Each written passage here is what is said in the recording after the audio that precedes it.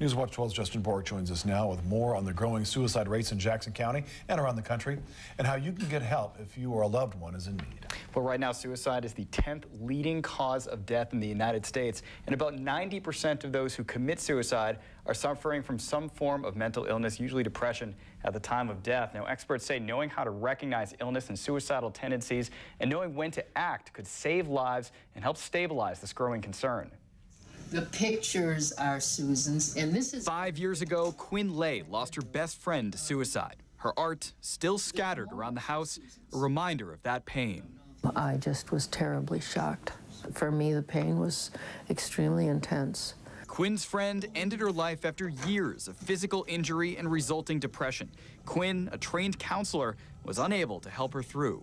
There's this element of no matter what, we could have done something. We could have, should have stopped it. From 1999 to 2010, the suicide rate among Americans aged 35 to 64 rose nearly a third.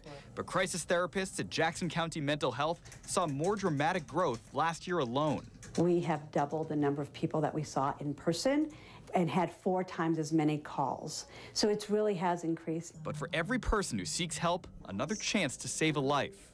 Depression is also one of the most treatable mental illness that we can intervene and help them. Through therapy and medication, depression and many other kinds of mental illness can be overcome.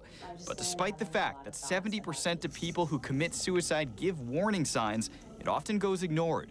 Suicide is still something that people are hesitant to bring up and talk about. They think it's too personal to discuss. But experts say something, anything, is better than nothing.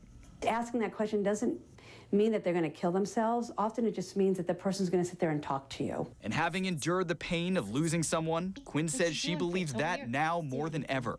Do something. Don't be afraid of it. Don't be afraid of the word suicide.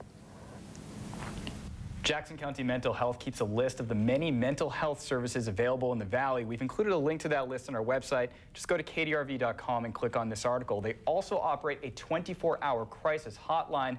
You can see that number below on your screen. Now, it's worth mentioning that crisis intervention is good for that specific episode, but suicide is not an impulse act, and so oftentimes further treatment is needed.